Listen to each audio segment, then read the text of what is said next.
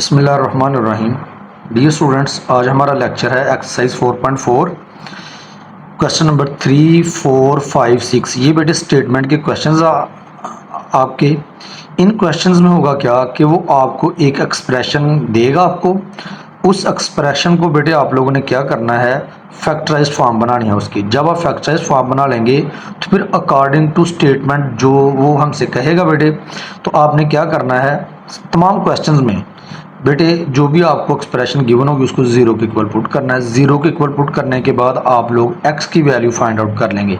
ये आपके पास वो वैल्यूज होंगी जो वो डिमांड कर रहा था क्वेश्चन में। ये देखिए क्या था question number 3, in investors return R X in rupees after investing X thousand rupees. ये जो बेटे आर एक्स आपके पास, आर बेटे आपके पास क्या है, रिटर्न, और एक्स क्या है, जिस अमाउंट में इन्वेस्ट किया गया। एक्स अमाउंट में बेटे इन्वेस्ट की गई थी रकम। ये देखें, investing X thousand rupees is given by quadratic expression. ये एक बेटे एक्सप्रेशन गिवन है, R X is equal to minus X square plus 6x minus 8। ये आर एक्स बेटे इस एक्सप्रेशन के क्या है, इक्वल। तो हमने क्या करना है, फैक्टर द एक्सप्रेशन। वो बेटे कहे ना कहे, जो भी आपको एक्सप्रेशन गिवन हुआ करेगी आपने उसको फैक्टराइज्ड फॉर्म में कन्वर्ट करना है। And find the investment levels that result in zero return. तो बेटे ये हमने जीरो रिटर्न के लिए देखेंगे कि एक्स की कौन सी ऐसी वैल्यू आएगी जिसके लिए आर एक्स क्या होगा, जीरो। देखेंगे ये बेटे गिवन था हमें, तो हमने क्या करना है, इसको फैक्टराइज्ड फॉर्म में बेटे लिखना है हमने।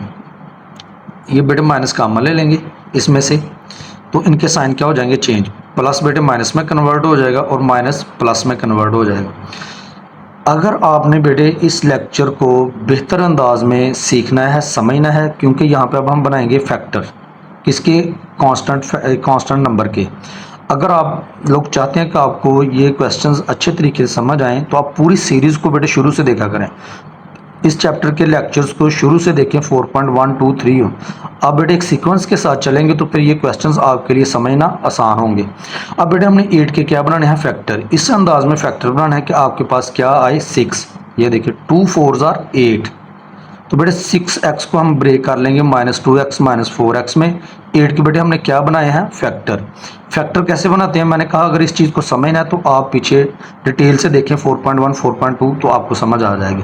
क्योंकि ये हमारा लेक्चर नहीं है कि फैक्टर कैसे बनाते हैं, मैं आगे फर्दर जो डिमांड है क्वेश्चन की उसके अकॉर्डिंग बेटे आपको क्वेश्चन करवाऊंगा कि बेटे हमने इसके फैक्टर बना लिए, ठीक है।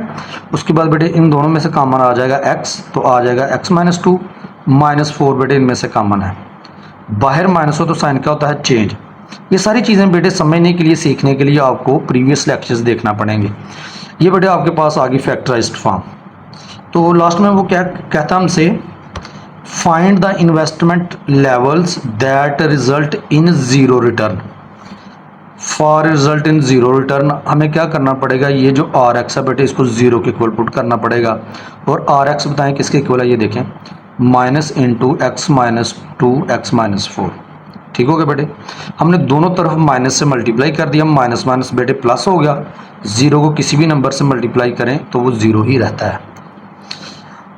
अगर दो नंबर्स का प्रोडक्ट जीरो के इक्वल हो तो बेटे इन दोनों को हम जीरो के इक्वल पुट करते हैं, इधर आर करके। x -2 is equal to 0, x -4 is equal to 0। ये हम क्यों लिखते हैं, इसलिए लिखते हैं कि बेटे ये देखें x -2 कहते हैं इन दोनों में से, इधर आर का मतलब होता है या, इन दोनों में से कोई एक टर्म तो जीरो है।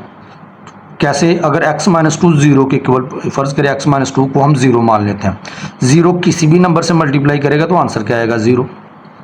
कहता है या ये टर्म या तो जीरो के इक्वल है या फिर ये है। ये देखिए x -4 को अगर हम जीरो पुट करें तो जीरो इस नंबर से मल्टीप्लाई करेगा तो आंसर क्या आएगा, जीरो। तो इट मीन्स जब भी दो नंबर्स का प्रोडक्ट बेटे जीरो के इक्वल आए तो आपने दोनों टर्म्स को बेटे जीरो के इक्वल पुट करना है। आई होप को आपको समझ आई होगी। ये माइनस है बेटे क्या हो जाएगा, प्लस। ये भी माइनस है, ये क्या है, प्लस। ये है बेटे x की वो वैल्यूज़ जिस पे आर एक्स का रिजल्ट जो है वो क्या आएगा, ज़ीरो। ये मैंने आपको नीचे प्रूव करके भी दिखाया है। ये आपके पास बेटे फाइनल रिजल्ट है, hence return is zero at x is equal to 2 and x is equal to 4। अब ये देखें बेटे, ये वो हमारे पास वैल्यूज है x की जिस पे आर एक्स का रिजल्ट क्या आता है बेटे, ज़ीरो। ये बेटे जहाँ x है वहाँ उसकी वैल्यू 2 पुट कर दें। ये हमारे पास आर एक्स था फैक्टराइज्ड फॉर्म में।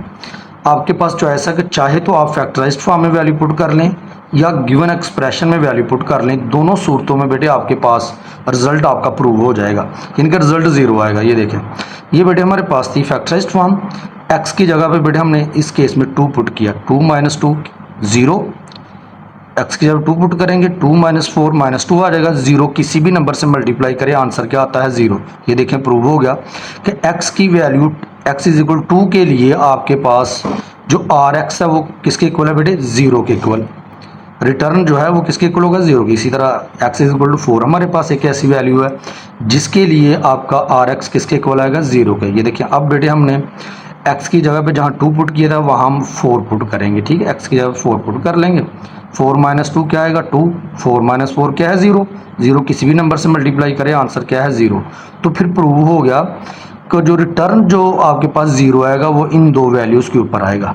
बेटे यहाँ तक आपका आंसर है, ये आंसर आपका, ये वैसे ही आपको प्रूव करके दिखाया आप लोगों को। क्वेश्चन नंबर 3 के बाद बेटे हमारे पास है क्वेश्चन नंबर 4। क्वेश्चन नंबर 4 में देखें बेटे,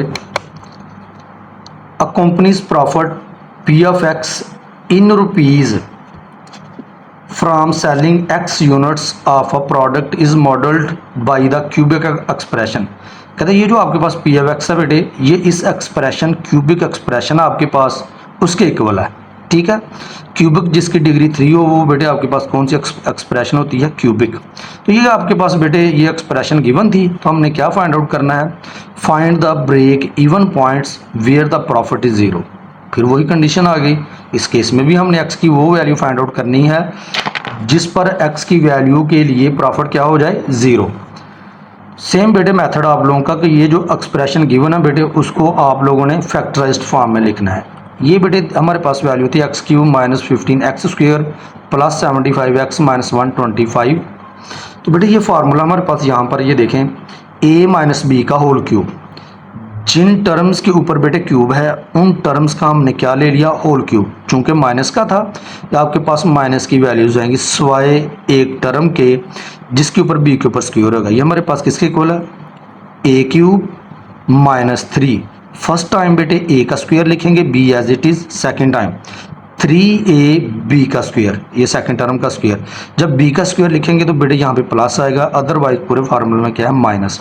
इसी तरह बेटे ये b का क्यूब आ गया, ये हमारे पास फार्मूला है। तो फार्मूला हम क्लोज कैसे करते हैं कि जिन टर्म्स के ऊपर क्यूब होगा, जैसे a के ऊपर क्यूब है और b के ऊपर क्यूब है तो ये आ जाएगा a - b का होल क्यूब। ये फार्मूला बेटे आपने एक्सरसाइज 4.3 या 4.2 में पढ़ा था आप लोगों ने, वहाँ पर हमने इस फार्मूले के तहत क्वेश्चंस को डील किया था।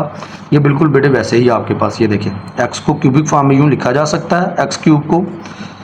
उसके बाद ये है 125, इसको बेटे 5 का क्यूब लिखें तो ये बराबर होता है 125। ये देखें आपके पास दो क्यूब आ गए, a³ और b³। उसके बाद ये चाहिए होता है -3 a का स्क्वायर b। a स्क्वायर क्या है, फर्स्ट टर्म जो है आपके पास वो क्या है a। अब ये देखें जो पहला क्यूब है बेटे उसकी टर्म a है और जो सेकंड क्यूब है उसकी टर्म क्या है b। ये देखें -3 फर्स्ट टाइम, फर्स्ट जो आपके पास फर्स्ट टर्म है उसका स्क्वायर हो जाएगा इंटू b आपके पास आ जाएगा plus 3 into X. First time बेटे फर्स्ट टर्म जो है वो एज इट इज़ लिखेंगे, सेकंड टर्म का क्या हो जाएगा स्क्वायर। ये देखें first term as it is, second term का स्क्वायर।